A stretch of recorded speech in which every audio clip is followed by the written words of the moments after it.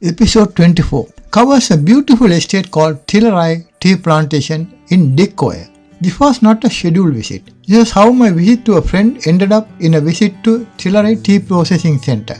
After I finished my trip to Norwood, I wanted to see an old friend, Mr. Jeyaraj. Let us call OJ. Despite the lack of time, as it was becoming late in the afternoon, I made a quick trip to Tillyrie Estate. I was eager to meet my friend after more than 33 years. I could never have expected that I would experience an entirely different environment on my way to Tillyrie. Tillyrie is situated about 10 kilometres from Dickoya town. Though it is a medium-sized tea plantation, its yield has been very high. The estate belonged to Kelani Valley Plantations Ltd. Since I had not requested or obtained prior approval for this visit, I made the trip unofficial and restricted my work to purely from a tourist perspective. I was very glad to meet my old friend at the factory entrance and was surprised to see he looked much younger than his age with jet black hair, the secret of which he admitted later as nothing else than the miracle of something called dye. He was thrilled about my intended project and wanted to talk about my many things, which I quickly declined as my trip was nothing to do with my work. Nevertheless, he was proud to mention that his factory has been performing extremely well, topping the tea prices in the region. I took some quick photos which I decided should be included in my future projects, and they look special in their own way. One particular picture caught my attention it was something unusual in a Sri Lankan tea factory.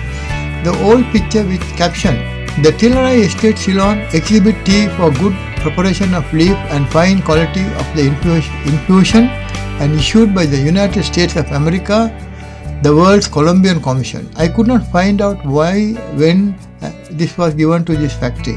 I did not have time to explore into it, but later I found some interesting history behind World's Colombian Commission.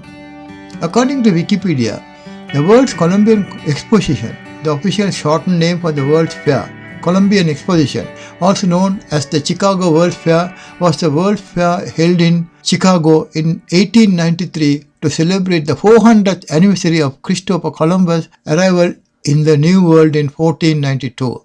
I wonder what connection of this information and the picture and the factory, since I thought Ceylon tea was not a popular drink in the USA.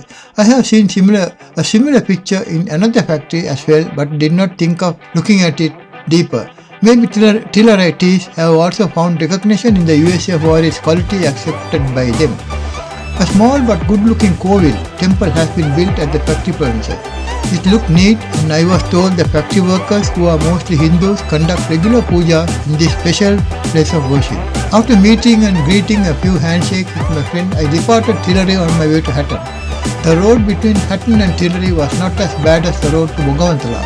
Regular public bus service was established long ago, and buses do not go beyond Tillyrie, which is the end of the road for this service. The furthest estate beyond Tillyrie is Robgill, which comes under Bogavantala district. I was fascinated by the beauty of plantations wherever I looked. I passed some tea factories, the names of which escaped my clear view, except one factory, Kirkeswald, which comes under Bogavantala, our planting district, stood prominently visible. Another most astonishing view was that of the world-famous Adams Peak, entirely from a different angle than I had ever seen before.